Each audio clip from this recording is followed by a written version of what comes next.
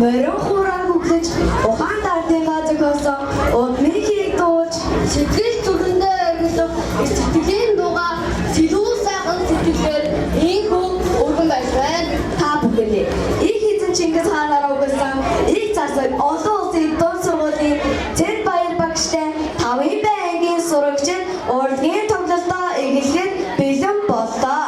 Тугтан сууж таалан болгоно.